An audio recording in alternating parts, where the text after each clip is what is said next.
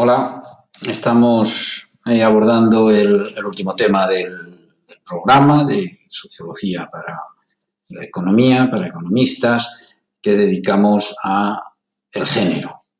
Es un tema que no debería existir, no debería formar parte de un programa. Si realmente hubiese, a pesar de lo que proclaman las leyes, la Constitución, etcétera, igualdad entre hombres y mujeres a todos los efectos, igualdad de posibilidades, pues no tendríamos que ver en una facultad de economía y empresa y trabajo y en un curso general de sociología para economistas, no tendríamos que ver ese tema. Pero lamentablemente hay que seguir viéndolo. Yo introduje este tema en el año 96, cuando empecé a impartir en cursos de sociología en esta facultad y desgraciadamente hay que seguir un cuarto de siglo después manteniéndolo porque es necesario. En todas las titulaciones se ha podido por lo menos oír un poquito, aprender un poquito de los problemas sociales que derivan de la discriminación que hacia una parte de nuestra humanidad, hacia las mujeres, se puede observar pues, en todas las estructuras sociales y, por tanto, también en las estructuras productivas, en el mundo de la empresa, en las organizaciones, etcétera. A pesar de todo el camino que se ha recorrido hacia la igualdad, quedan todavía. De ahí que pues, siga siendo necesario que los estudiantes de estas titulaciones, aunque lamentablemente han conseguido quitárselo a los de una doble titulación con derecho, pero el resto, por lo menos, seguís teniendo el acceso a comprender, a tener en cuenta a la hora de formaros para economistas, para directivos de empresa, para gestores de recursos humanos, etcétera, la cuestión del género, que sigue siendo fundamental. Bien, pues este tema lo único que hace es introducir unos aspectos que en lo que se refiere a la empresa, a la economía, al trabajo, siguen siendo fundamentales. Primero tenemos que empezar para eso, ¿por qué hablamos de género? Pues porque el género es un componente de las estructuras sociales, un componente fundamental. Tenemos para eso que empezar a distinguir entre tres conceptos, como siempre, de lo que usamos en la vida cotidiana, que a menudo, pues bueno, si no se tiene el acceso a esa formación más especializada, pues se tienden a confundir. Sexo, género y orientación sexual, que a veces también se mezcla en estas. Una cuestión es el sexo, que es una distinción biológica entre macho y hembra, entre varón y mujer, o varón, hombre y mujer, aunque hay fenómenos en la naturaleza, los hay. En el caso de los seres humanos hay fenómenos muy raros, pero se dan fenómenos de hermafroditismo o intersexualidad, donde aparecen hormonas de los dos sexos, pero no tienen posibilidad de reproducción ni una ni otra. O sea, son fenómenos raros, pero forman parte, o fenómenos de transexualidad, donde hay un cambio físico en la forma, en la morfología, en el aspecto de la persona para pasar de parecer de un sexo al otro.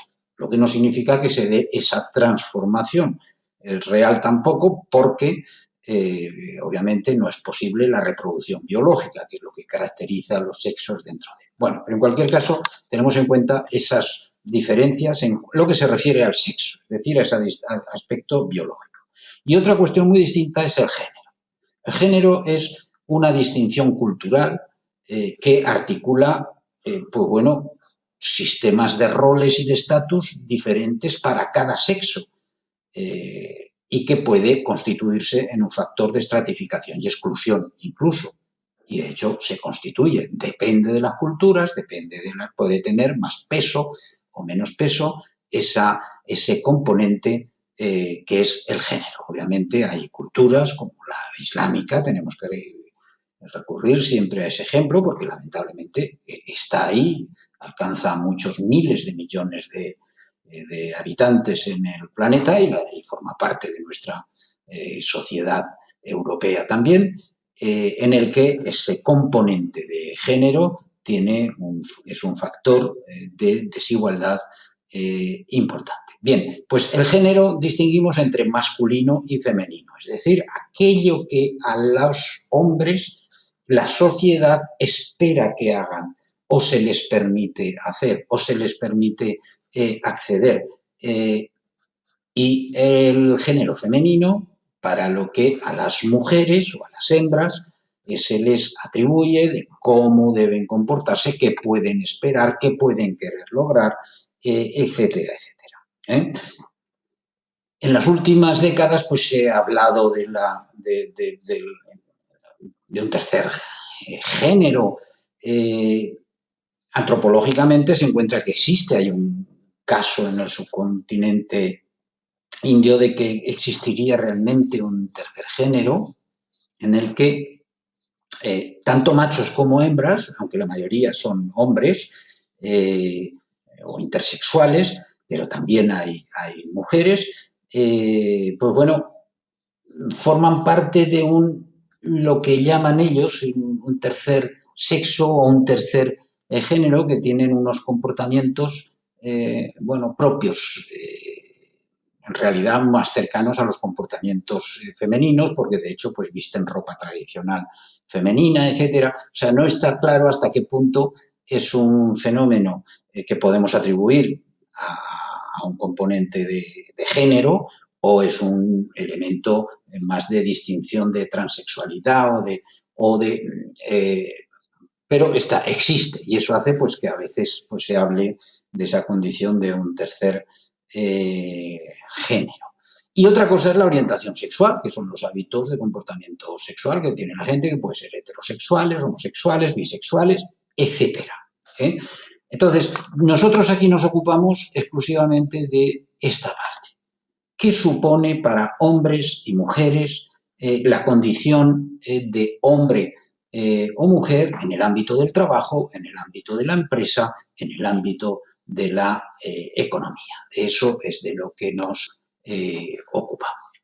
Bien, ¿y por qué nos ocupamos de eso? Pues porque hemos observado en los últimos 2 siglos, siglo y medio, del actual solo llevamos 2 décadas, apenas 2 décadas, pero en el siglo XX, sobre todo, hemos observado un fenómeno que ha tenido un impacto enorme en la estructura económica, en la estructura del trabajo, que ha sido la irrupción de la mujer en el trabajo, ¿no? Bueno, se ha incorporado masivamente, se ha dado un fenómeno nuevo, una incorporación masiva al trabajo, tanto como trabajadora asalariada, sobre todo, pero también como empresaria. ¿Por qué ha ocurrido esto? Después de siglos, supuestamente, de siglos de tener una distinción de roles muy clara, de que la mujer estaba en su casa dedicada a sus tareas domésticas. Bueno, pues hay 2 interpretaciones básicas desde algunas perspectivas, desde la teoría feminista, fundamentalmente, la teoría más idealista, en el sentido de que atribuye al peso de las ideas, de los movimientos sociales, un protagonismo. Bueno, pues esa incorporación de la mujer al mercado de trabajo pues sería fruto de la lucha de las mujeres por salir del hogar y por romper con ese dominio patriarcal en las relaciones de producción. Es una interpretación que puede ser además aplicable en muchos casos, en determinados sectores, en determinadas zonas, en determinados momentos históricos. Otra interpretación más materialista, dijéramos, desde una perspectiva materialista ecológica, entendiendo esas dinámicas cuando hablábamos del cambio social, bueno, pues más bien se habría producido que en la medida en que la infraestructura, es decir, las relaciones de producción más la tecnología, determina esa conciencia, ese pensar de alguna manera determinada, de una forma determinada, bueno, pues desde esta perspectiva se entendería que es el desarrollo tecnológico, las necesidades productivas son las que han empujado, entre comillas, a las mujeres a salir al mercado de trabajo, es decir, a desear salir, incluyendo ese elemento de la conciencia, de desear salir. Entonces, bueno, hay esas dos interpretaciones. ¿Hasta qué punto es fruto de la mujer ha decidido romper, que evidentemente eso se ha dado en paralelo a la evolución de la lucha feminista en muchos sentidos, o en qué medida es simplemente fruto de las necesidades productivas del propio sistema? En cualquier caso, esa irrupción de la mujer en el mundo del trabajo se ha vivido de una forma engañosa. Y a veces cuando leemos los análisis económicos, pues se olvida, de hecho, de que no se ha producido una incorporación de las mujeres al trabajo, sino una incorporación de las mujeres al trabajo visible. Es decir, las mujeres llevaban trabajando, seguían trabajando, venían trabajando desde el principio de la humanidad, igual que los hombres, con una división del trabajo de un tipo o de otro, pero venían trabajando. Lo que pasa es que en este momento histórico en el que hemos vivido, en el desarrollo industrial capitalista, pues solo se consideraba trabajo a trabajo remunerado. Esa es la cuestión. Es decir, solo se veía el trabajo remunerado. Cuando uno analizaba el mercado de trabajo, los datos sobre mercado de trabajo o el Producto Interior Bruto, etcétera, si recuerdas cuando hablábamos de la economía gris, la economía malva, la economía de todas esas formas de economía informal que no reconoce, que no recogen los productos nacionales brutos, que son muy brutos a la hora de medirlo. Es decir, no se habría producido una incorporación al trabajo, sino al trabajo asalariado o al trabajo en el mercado. En suma, lo que se habría producido no es esa incorporación, sino simplemente un paso del trabajo visible, del trabajo invisible al trabajo visible.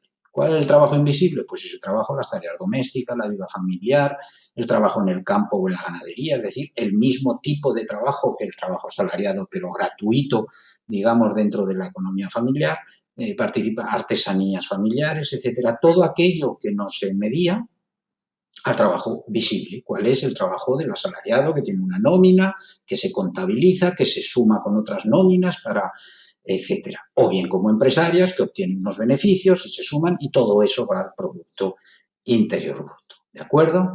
Bien, y esto es importante porque ha tenido además otras consecuencias añadidas a esto, pero derivadas de este proceso. Primero, ha implicado la desaparición del concepto de improductivo de ama de casa, de la consideración de improductiva del ama de casa. En las últimas décadas hemos asistido a una reivindicación, paradójicamente, del trabajo doméstico y se ha empezado a valorar socialmente, incluso se ha llegado a debatir en varias ocasiones a lo largo de los últimos 30 años, ha entrado en el debate político la remuneración del trabajo doméstico en momentos de crecimiento económico, etcétera. Ha aparecido incluso un concepto nuevo, el concepto de cuidados, que da a ese trabajo invisible un marchamo de mayor reconocimiento social. Hablamos en los últimos tiempos y cuando hay una crisis sanitaria como la del COVID todavía se exalta más el papel de los cuidados, la importancia de los cuidados. Bueno, eso es lo que realmente se ha hecho en el hogar toda la vida y en muchos hogares en realidad lo hacen empleadas, sobre todo empleadas asalariadas, de hecho. Pero bueno, tiene como consecuencia, por tanto, una reevaluación de ese trabajo doméstico. Bien, en realidad hablamos, por tanto, de una incorporación al trabajo asalariado, al trabajo visible, desde digamos, un fondo de la historia donde habría estado la mujer recluida en el hogar en ese trabajo invisible. Cuando analizamos distintos momentos históricos con detalle, lo que vemos es que no es necesariamente así. Hay, de hecho, pues opiniones muy distintas sobre las relaciones de género y sobre todo sobre la división sexual del trabajo en épocas precedentes. Aquí tenéis una serie de ilustraciones, desde que tenemos ilustraciones reconocibles, desde, bueno, pues desde el Renacimiento, desde la Edad Media, incluso el Renacimiento, el siglo XVIII, el siglo XIX, ilustraciones en el que vemos a las mujeres realizando actividades, en unos casos productivas, en otros culturales o del tipo que sea, de esas que considerábamos que estaban reservadas a los hombres. Es decir, están ahí, hay editoras, hay banqueras, hay comerciantes, hay tejedoras, aparecen una serie de actividades productivas que formaban parte de la maquinaria de producción. Y de ahí que precisamente algunos autores, y en este caso sigo a Alvin Toffler, al que hemos citado y leído en varias ocasiones, podemos entender que en realidad esa reducción de la mujer a la casa, al trabajo doméstico, habría sido pues prácticamente un producto de la propia revolución industrial, de la propia sociedad industrial capitalista que luego acabó necesitando que salieran de nuevo del hogar para ir a las fábricas, a las oficinas, etcétera. Es decir, el nuevo sistema productivo, el nuevo modo de producción que a partir de la revolución industrial, de la primera revolución industrial, se pone en marcha, el modo de producción habría sacado de los talleres donde estaban trabajando, en los talleres de artesanos, de los campos donde estaban trabajando, a los hombres para llevarlos a la fábrica. Los saca de esos talleres donde trabajaban tete a tete con las mujeres de sus familias y los llevan a la fábrica. Y entonces los hogares pasan a convertirse en una especie de unidades autónomas dedicadas a la reproducción social de esa fuerza de trabajo que se ha creado, de esos obreros, de esos trabajadores que se han llevado a las fábricas. Y el hogar pasa a ser pues, ese espacio donde se reproduce la fuerza de trabajo, es decir, la capacidad de trabajo. Es donde se produce la reproducción biológica de esos obreritos, se crean nuevos obreritos, y donde se les cuida, donde se produce la educación de los hijos para que acepten, entre otras cosas, ese sistema, ese destino como trabajadores, donde se transmiten culturalmente donde cuando el trabajador enferma es cuidado, etcétera. Es lo que se produce en ese hogar propio de la revolución industrial. Y es cuando se produciría esa gran división sexual del trabajo que habría caracterizado a la primera, por tanto, revolución industrial. ¿Qué ocurre? Pues que de un trabajo que ambos hacían hombres y mujeres en los talleres, en los campos, etcétera, de pronto se da la situación de que los hombres pasan a trabajar en la fábrica donde se trabaja a cambio de un salario. Es decir, van a trabajar los hombres a las formas más avanzadas de trabajo, tecnológicamente, podríamos decir, de la época. Y sobre todo, a ese trabajo remunerado que cuando estamos entrando en una economía capitalista basada en el dinero frente al trueque o a otras formas tradicionales, pues pasa a ser fundamental. El salario pasa a ser un elemento que libera en esa sociedad porque te da acceso a bienes y servicios que de otra forma no puedes acceder. Mientras que el trabajo femenino queda circunscrito entonces a esos trabajos tradicionales del hogar o a los trabajos de la granja, es decir, al trabajo no remunerado de forma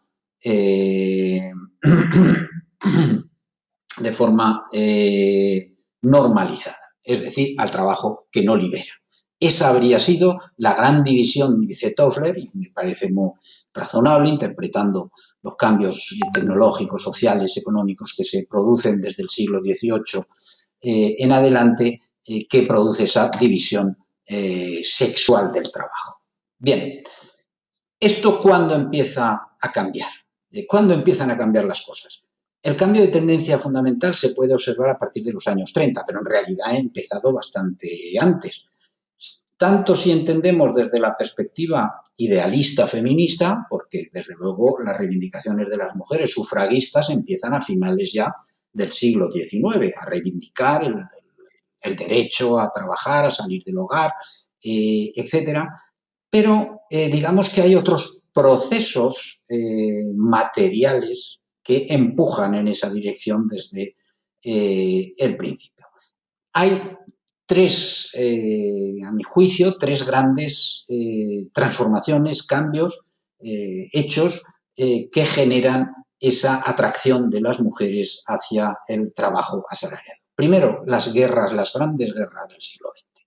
Las guerras del siglo XX han sido, iba a decir, lógicamente, porque parece que también en eso progresamos a cada vez una mayor mortandad de las guerras, parece, han sido las más mortíferas de la historia humana. Las dos guerras mundiales generaron millones y millones de muertos en todos los países participantes y en otros no participantes por consecuencias indirectas de la guerra en muchos sentidos. Pero sobre todo en esos países participantes, esas guerras van a generar la pérdida de fuerza de trabajo masculina. Y de fuerza de trabajo masculina que está en la edad en la que precisamente se tiene más fuerza como fuerza de trabajo, nunca mejor dicho, esa redundancia. Bien, pues esa fuerza de trabajo masculina que se envía a la guerra por millones debe ser sustituida para que no se pare la maquinaria industrial. Y son sustituidas en las fábricas, en los talleres, sobre los tractores agrícolas por las mujeres. Hay este cartel tan famoso que lo utilizamos como ilustración del tema. Nosotras podemos hacerlo, que es un cartel que popularizó, generado por el gobierno de los Estados Unidos en la Segunda Guerra Mundial. Pero es que ya en la Primera Guerra Mundial había habido experiencias programadas precisamente desde el Estado, institucionalmente, en ese sentido, en Inglaterra. Entre 1914 y 1918, que fue la Primera Guerra Mundial y que, lógicamente, se envían cientos de miles de soldados ingleses al continente, pues el Ministerio de Agricultura inglés puso en marcha todo un programa de mujeres campesinas. Lo llamaron incluso la armada, el ejército de las mujeres campesinas, promoviendo que las mujeres se convirtieran en auténticas agricultoras, es decir, en el sentido pleno, empresarias agrícolas, no solo a trabajar, sino a gestionar. Es decir, las guerras han sido un factor material importante que ha empujado a las mujeres a entrar en esas fábricas, en esos trabajos que en parte les estaban vedados. Otro elemento importantísimo, también de naturaleza tecnológica, no olvidemos, repito una vez más, que la tecnología no son solo las máquinas, sino también las formas de hacer las cosas. Bien, pues la organización científica del trabajo y los principios fayolistas de la administración que se desarrollaron a la vez generaron mucha necesidad de trabajo de oficina, para el que no había brazos masculinos suficientes, bastante había con que los brazos estuvieran en la industria y en las guerras. Bien, pues la organización científica del trabajo y sobre todo la administración científica fayolista van a generar una cantidad de procesos administrativos, de papeleo, digamos, que van a necesitar mucha mano de obra. Crecen hasta el infinito esas oficinas llenas de administrativos y ya administrativas, tanto que van convirtiéndose en un oficio feminizado, claramente feminizado desde mediados del siglo. Bien, Y el tercer elemento, que va a ser fundamental, tiene relación con el estado del bienestar, con otro tema que hemos desarrollado en otro momento. Y es que a lo largo del siglo XX crece el número de campos de los que el Estado se ocupa, pasa a ocuparse, lo cual va a conformar servicios en los que el hombre, en principio, en muchos de esos, rechaza trabajar. ¿Por qué? Porque eran actividades que precisamente estaba haciendo las mujeres en el hogar. Primero, el cuidado de enfermos. Se construyen las redes, los sistemas sanitarios públicos o privados, pero hablamos de sistemas públicos de salud, hospitales primero municipales, luego regionales, luego nacionales, luego sistemas de seguridad nacional, que precisa, por tanto, una masa enorme de trabajadores, enfermeros, auxiliares, médicos, por supuesto, aunque los médicos era una de las vías, la medicina, la profesión de médicos era una de las vías de entrada de las mujeres, es una de las profesiones ya feminizadas también desde el último tercio del siglo XX. Bien, eso va a implicar también mucho trabajo de limpieza de edificios, es decir, de lo mismo que hacían las mujeres, aunque en los servicios de limpieza desde el principio también ha habido hombres presentes, pero en algunos ámbitos sigue circunscrito prácticamente a las mujeres, el cuidado de niños, etcétera. Es decir, una serie de actividades que son las mismas que hacían las mujeres en el hogar, pasan a ser realizadas por el Estado y a necesitar un volumen de trabajadores que van a ser trabajadoras importantes. Esos tres aspectos van a ser muy fundamentales. De hecho, empíricamente podemos verlo esto para el caso de España, aunque los tiempos hayan sido distintos en algunos aspectos en unos países que en otros, pero lo podemos ver casi milimétricamente cuando vemos la evolución de la población activa por sexos en España. Aquí vemos en verde la evolución de la población activa de los hombres y la evolución de la población activa entre las mujeres. Bien,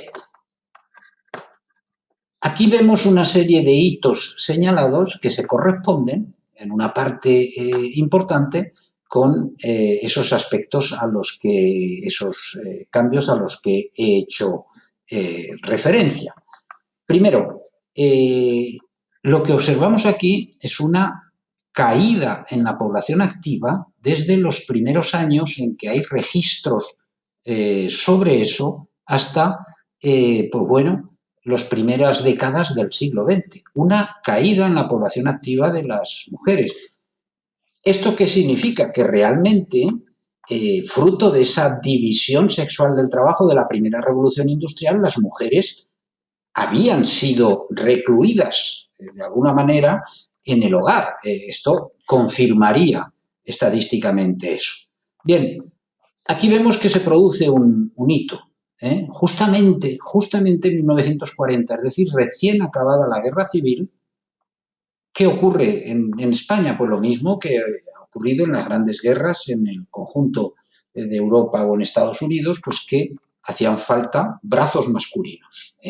Las cifras de muertos de la Guerra Civil en España pues están sujetas al debate permanente, al mito, pero evidentemente cientos de miles de muertos hubo y la mayor parte de esos cientos de miles de muertos eran hombres y la mayor parte de esos hombres muertos eran hombres en edades de trabajo. Hombres muy jóvenes normalmente, es decir, faltaban por tanto brazos masculinos. Y empiezan, a pesar de estar en una sociedad supuestamente mucho más represora, etcétera, el nacionalcatolicismo de la época, a pesar de todo eso, vemos como justo termina la guerra civil, o sea, es decir, incluso durante la República había venido cayendo el peso de la población activa femenina y, sin embargo, termina la guerra y empieza a aumentar. Es decir, son necesarios esos brazos femeninos también en los empleos asalariados. Bien, y el segundo momento, pues efectivamente llega la revolución de la organización científica del trabajo, que precisamente pues en España llegan esas teorías y se empiezan a difundir a través de las escuelas de empresa, etcétera, a partir de los años 40 y tantos, 50, y se multiplica, por tanto, la necesidad de empleo administrativo. ¿De acuerdo? Viene luego el crecimiento del número de campos en que se ocupa el Estado. A partir del año 81, en realidad podríamos decir del año 82, pero digamos que a partir del año 81 se dispara la demanda de empleo, la oferta de empleo en educación, en cuidado de enfermos, en cuidado de niños, en limpieza en edificios públicos. ¿Por qué? Porque es el momento de mayor expansión del estado del bienestar en España. Se va a universalizar la seguridad social, va a llegar la educación a todos, a toda la población, la educación básica obligatoria, la secundaria prácticamente obligatoria y un acceso masivo a la universidad. Por tanto, va a haber una demanda de empleados que van a ser empleadas en los hospitales, en las escuelas, en las universidades, etc. Y el último elemento que va a disparar todavía ya va a ser la terciarización de la economía, es decir,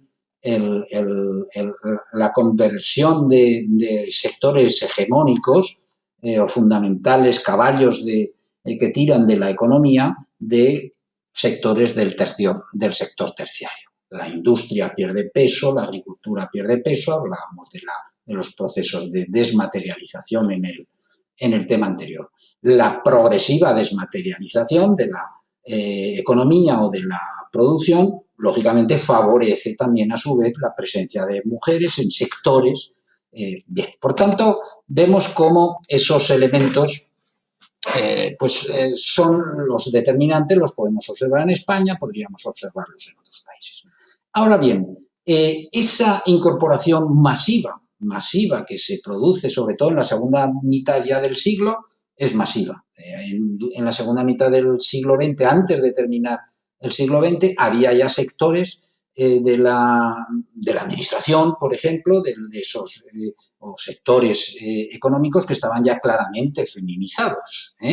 Bien, pero a pesar de esa incorporación masiva, pues siguen subsistiendo una serie de limitaciones de rol derivadas del género. Por eso sigue siendo necesario que las entendamos, las estudiemos, las entendamos y seamos conscientes de ellas. Hay dos grandes limitaciones que impiden la plena incorporación todavía de la mujer a una situación de igualdad real en el ámbito de la producción y de la economía. Y esas dos grandes limitaciones se les ha puesto una denominación más o menos colorista. Una se le llama el suelo pegajoso y a otra le llamamos el techo de cristal. A mí me gusta más que suelo pegajoso, que queda un poco... Me gusta más hablar de los tres trabajos, que son los tres trabajos que limitan en gran medida el potencial que la mujer desarrolle, que muchas mujeres, obviamente, no en todas, que muchas mujeres no puedan desarrollar plenamente sus capacidades. Bien, hasta prácticamente hace muy poquitas décadas, y para una gran parte de la población todavía hoy, el único trabajo del hombre es el trabajo asalariado o como empresario o como autónomo, es decir, el trabajo ese que libera porque genera ingresos que realiza fuera del hogar. Y bueno, las chapucillas domésticas, poco más. Sin embargo, esa mujer que a lo largo del siglo XX se incorpora a ese trabajo asalariado remunerado, tiene que mantener otros trabajos que no abandona y que desarrollaba antes. Y por eso hablamos de los tres trabajos. La mujer, por tanto, tendría que enfrentar primero a su ocupación como asalariada o empresaria, pero en segundo lugar al trabajo doméstico genérico, limpieza, la comida, la compra, etcétera, etcétera. Pero además hay un tercer trabajo que a mí me ha parecido importante de siempre diferenciar del trabajo doméstico genérico y que ahora pues tiene ese reconocimiento, esa denominación de cuidados, cuidado de personas de la familia. Desde el embarazo, que suele ser utilizado como un factor de exclusión en procesos de selección o un factor encubierto de despido, es decir, se espera que la mujer se dedique a cuidar a ese nuevo ser, al cuidado de los seres ya nacidos, cuidado de los ancianos, cuidado de los enfermos, etcétera.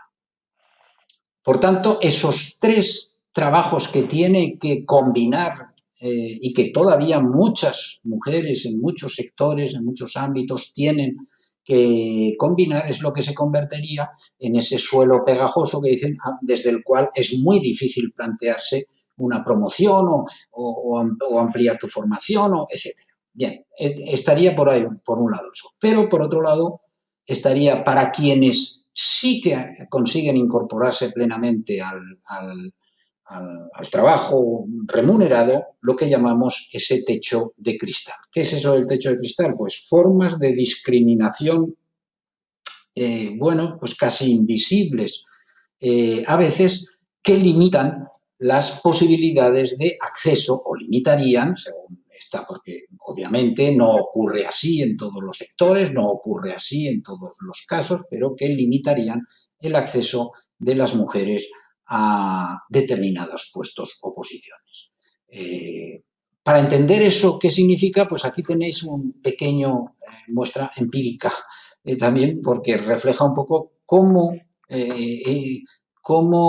tratamos de forma distinta o valoramos de forma distinta determinados comportamientos o formas de hacer las cosas o actitudes ante las cosas según sea un hombre o sea una mujer a quien se está evaluando. Eso constituye formas de etiquetaje, digamos, que forman parte de esa barrera que impide, de esa barrera de cristal. Este es un gráfico, un infograma, un infográfico, que llamamos ahora, que en realidad recorté hace un cuarto de siglo, casi, veis, las ropas son de los 90,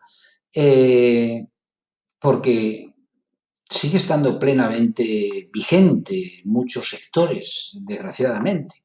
Bueno, pues aquí podéis ver, no vamos a detenernos, pero sugiero que vayáis viendo la diferencia de cómo determinados comportamientos que se valoran como positivos en un hombre cuando ejerce liderazgo, posiciones de liderazgo, pues resulta que en muchos casos cuando las observamos o se observan en una mujer, resulta que se convierten en valores negativos en muchos de los casos. Es decir, pues si uno es líder dinámico, tiene que ser dinámico, pues si lo es la mujer a veces se la considera que es agresiva. Si el hombre es firme, la mujer inflexible. Tenemos damas de hierro, o fue la Margaret Thatcher, pero se utiliza esa denominación de vez en cuando con políticas o con directivas empresariales. Nunca se oye el hombre de hierro, ¿no? Salvo como, Superman, al revés, es un superhéroe, ¿no? El hombre de hierro, no es una valoración negativa. Sin embargo, en el caso de las mujeres se convierte, pues así podemos ir repasando, y viendo cómo eso se produce. Bien, en cualquier caso, no se puede negar que esa transformación se ha producido, que a pesar del suelo pegajoso, del techo de cristal, buena parte de las mujeres han ocupado y ocupan las posiciones que en base a sus méritos alcanzan, y eso se percibe en otro ámbito de la producción, hablamos de trabajadores, de trabajadoras, en el ámbito de la empresa. En el ámbito de la empresa se va a producir también una transformación enorme, pero esto se produce más tardíamente, digamos, que en el ámbito del trabajo remunerado.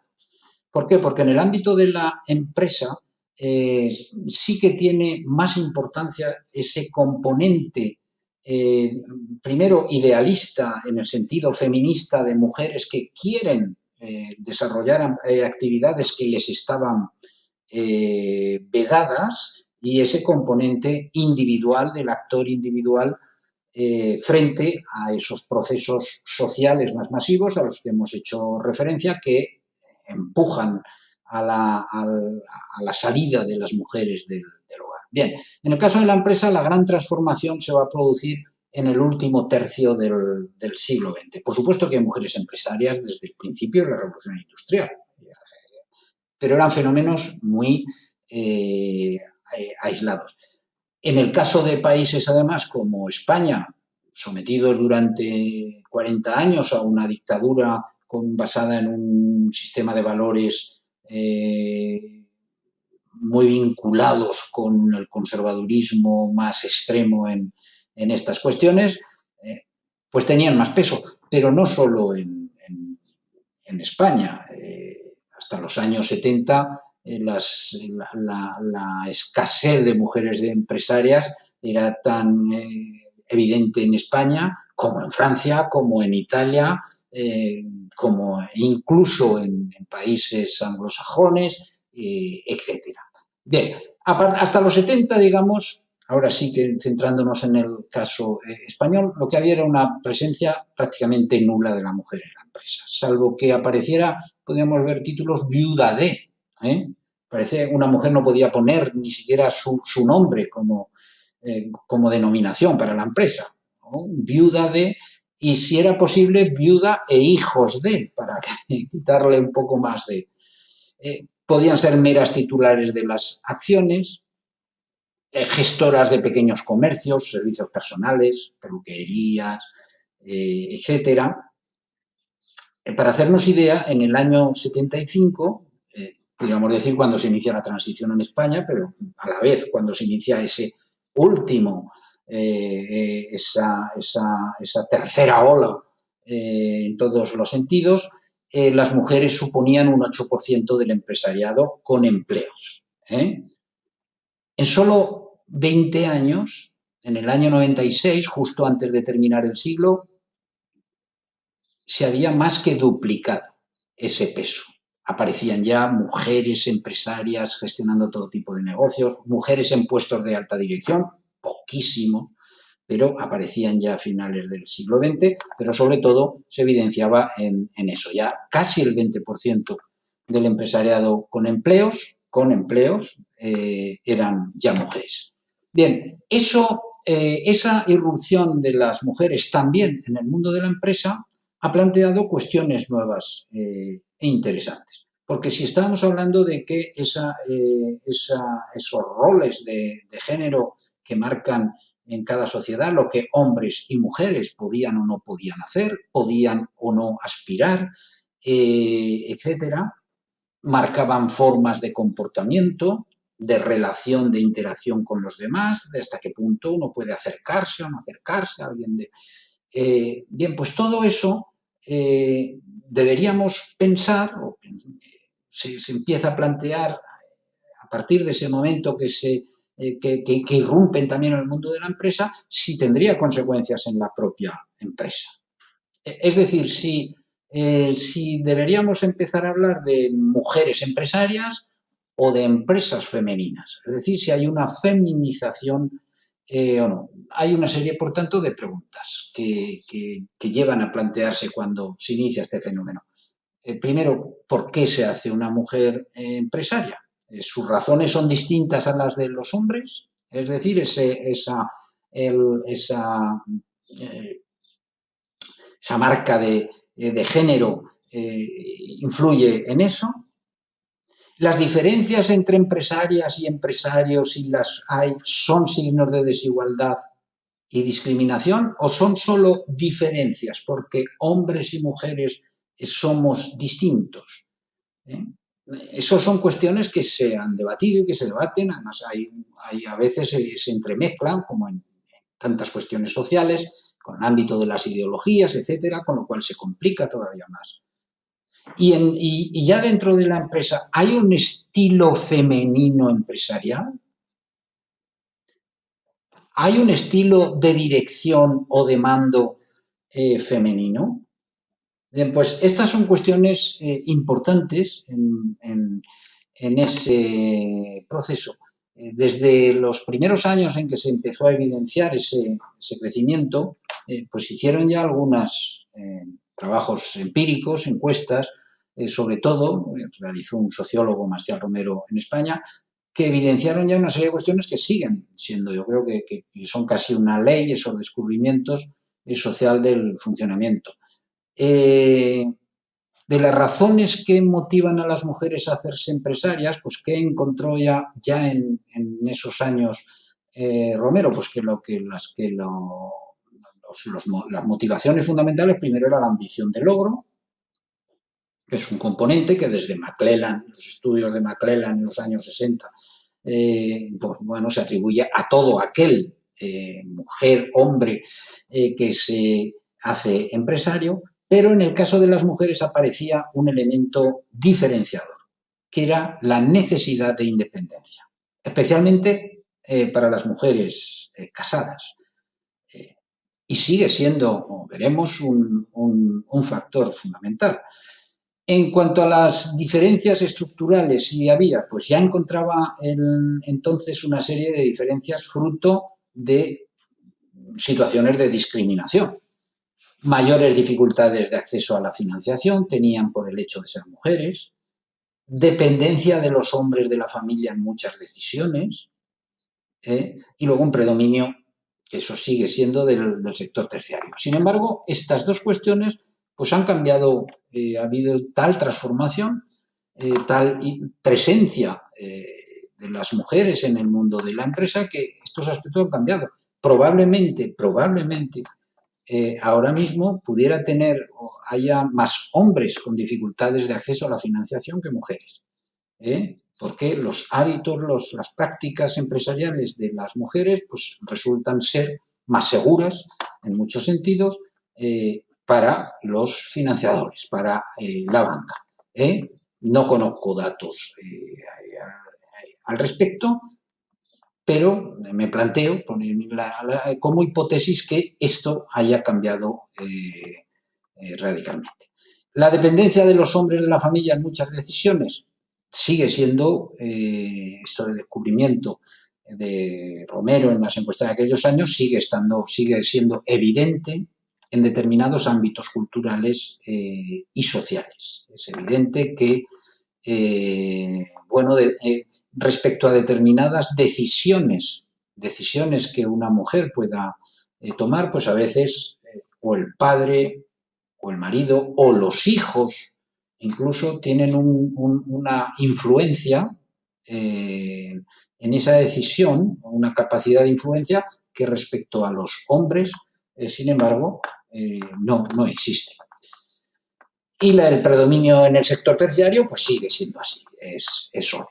Sobre si existe una cultura, ya se planteaba entonces en esos primeros estudios, una cultura empresarial femenina, pues se detectaba ya entonces y se ha venido consolidando muchos estudios una tendencia más a la cooperación que al mando, más hacia el liderazgo democrático, que como veíamos es el que promueve más la autonomía de los miembros del equipo.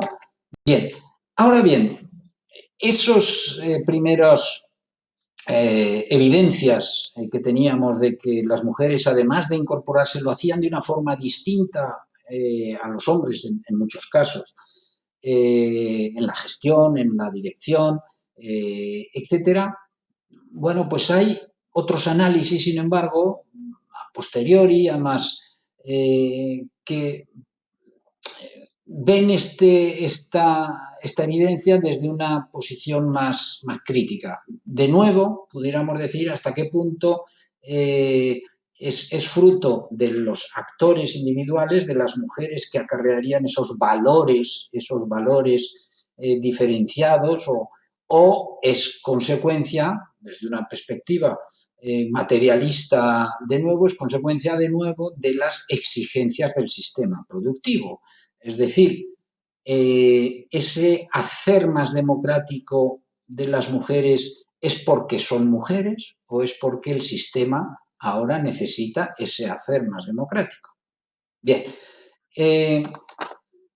para entender esto, pues hay un trabajo que a mí me parece importante sobre estas cuestiones de la generización de la gestión empresarial, que evidenciaba dos cuestiones importantes en ese sentido. Primero, desde luego, y lo vais a ver en muchas materias dentro de la formación, en la carrera, pues hay un nuevo discurso en las últimas décadas en el que, pues bueno, el discurso empresarial ha cambiado. La empresa moderna pues requiere habilidades distintas del capitán de empresa del siglo XIX o del ejecutivo agresivo del siglo XX. Ahora se requiere menos competencia y más asertividad, más empatía con los demás, menos jerarquía, más horizontalidad. Todo eso forma parte del discurso. Habilidades que estaban tipificadas en el sistema de roles de género como femeninas, con lo cual pues significaría en realidad que, pues, que las mujeres poseen características especialmente útiles para la gestión empresarial, para esas nuevas formas de gestión empresarial.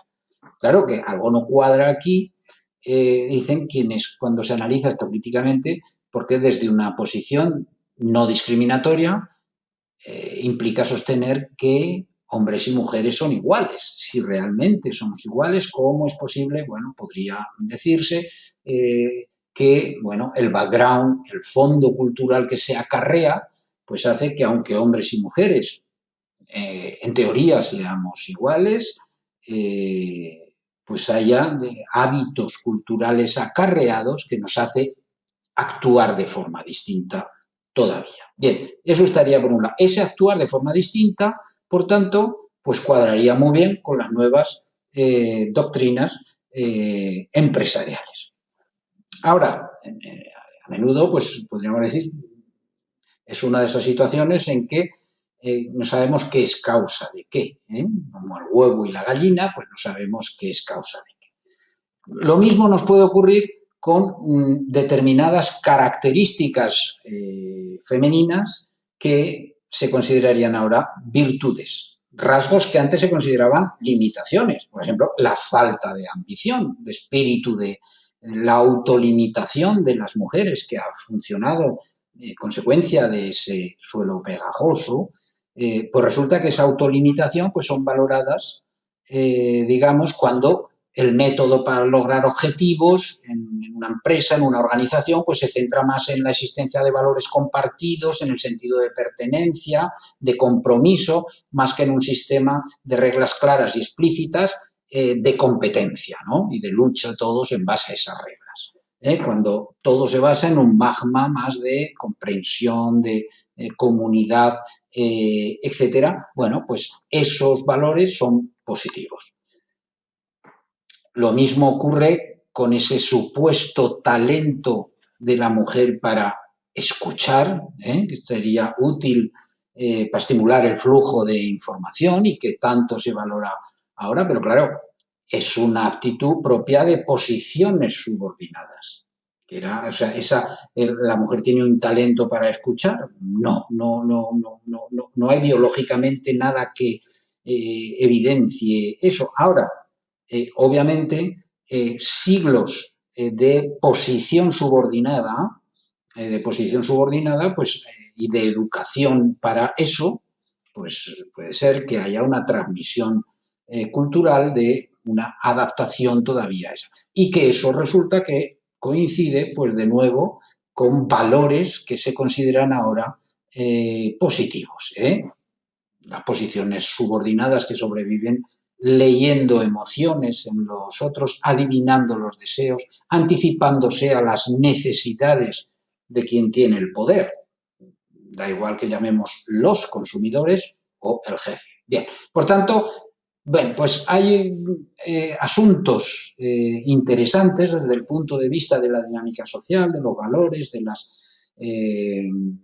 los hechos, de los componentes de la cultura, que nos van a dar juego durante bastante tiempo sobre esta cuestión.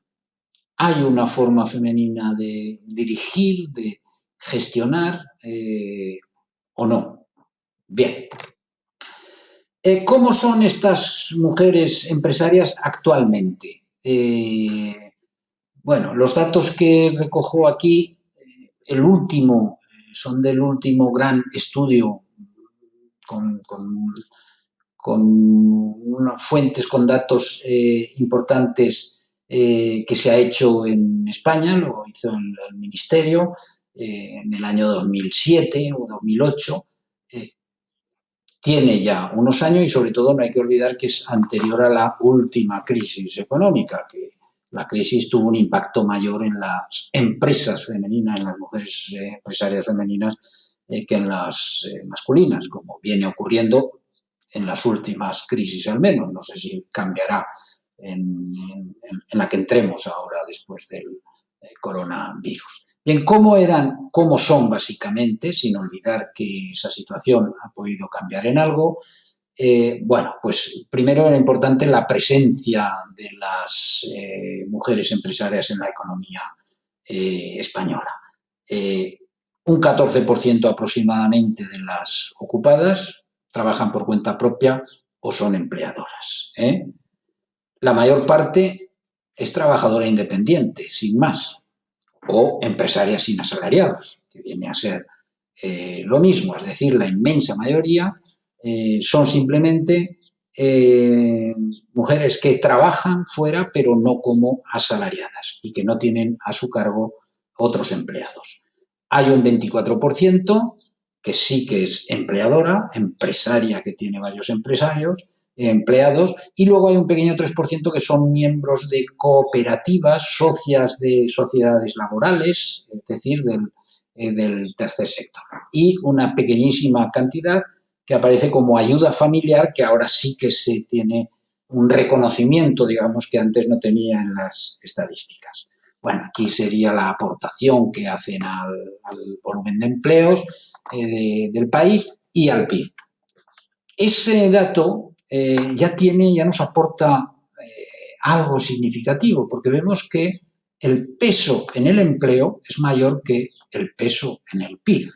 Es decir, esto ya nos está diciendo que estarían en sectores, en actividades, estas mujeres empresarias menos productivas, menos productivas, porque el volumen del empleo es inferior al peso en el PIB. Aquí hay otro dato que nos interesa en el sentido de ver las diferencias regionales que se producen en ese sentido. Bueno, aquí tenemos dos formas de medir, digamos, la presencia de mujeres empresarias. En este tendremos un ranking, está puesto en ranking, de porcentaje de mujeres sobre total de empresarios. En realidad, ese es el dato que nos interesa cuando queremos medir la presencia de las mujeres en la empresa. De las empresas existentes, ¿cuántas son de mujeres? Bien, pues vemos, por ejemplo, cómo Extremadura en particular está, digamos, en la cola con la presa. Hay una serie de regiones en las que la presencia de la mujer en el mundo de la empresa es mucho más intenso. Pero hay otro dato que es interesante y que tiene un poco de relación con lo que el dato que acabamos de ver, de la productividad y del papel de mujeres empleadas o con empleados o sin empleados, el número de empresarios sobre el total de mujeres trabajadoras. Y aquí, sin embargo, sí que está en el top, en lo más alto, Extremadura, digamos, en cuanto a porcentaje del total de mujeres trabajadoras que son empresarias. ¿Esto que nos nos evidencia? Pues esa cantidad de autoempleo, digamos, de autoempleo que hay. Porque como veremos, una de las pocas opciones para salarizarse, para obtener esos ingresos que te dan libertad, en muchos sentidos, es el autoempleo cuando no hay una oferta de empleo suficiente en el mercado regular de trabajo. El perfil mayoritario que hay en España, pues el 80% empresarias sin asalariados. Emprenden por necesidad, porque necesitan tener un empleo. Tienen un nivel de estudios relativamente bajo, esas empresarias sin asalariados. Trabajan muchas horas. Fundamentalmente están en los servicios o en la agricultura. Y la actividad se desarrolla, como decía, pues mediante el modelo fundamentalmente de autoempleo. Es decir, buscan tener algunos ingresos propios y, bueno, pues eso implica a menudo pues que acaban siendo proyectos empresariales de alcance limitado, de poca viabilidad, y eso tiene relación, como veíamos, ese diferencial entre el peso en el empleo y el peso en el PIB. Ahora, lo que este estudio decía, señalaba, pues era el fuerte crecimiento que, sin embargo, se da en otro perfil, que era minoritario en ese momento, solo se reflejaría un 20% de esas mujeres empresarias, que son las empleadoras. Son mucho más jóvenes y mucho mejor formadas, están básicamente en el sector servicios, pero en empresas de mayor tamaño relativo, y su actuación respondería al modelo empresarial sin género o sin sexo. Es decir, que no emprenden para tener unos ingresos propios o para encontrar un trabajo, sino que emprenden porque encuentran una oportunidad de negocio, para superar las limitaciones que el desarrollo profesional en el desarrollo profesional que tenían como asalariadas, es decir, por lo mismo que muchos hombres emprenden, técnicos, etcétera, que se encuentran bloqueados en esa carrera profesional y no tienen otra opción que salir de esa empresa y montar su propia empresa, o bien para tener una mayor flexibilidad en la gestión del tiempo. Ese sí que sería un componente que pudiéramos tener una relación con el suelo pegajoso, con esos otros dos trabajos que, además del profesional, seguiría teniendo la mujer en muchos sectores. Pero, por tanto, ese 20% de empleadoras, esas empleadoras, básicamente, pues se diferenciarían muy poco de las características de los empresarios empleadores. Bien, y esto es todo, por lo menos para tener unas pinceladas de cómo el género influye en el mundo del trabajo e influye en el mundo de la empresa. Hasta luego.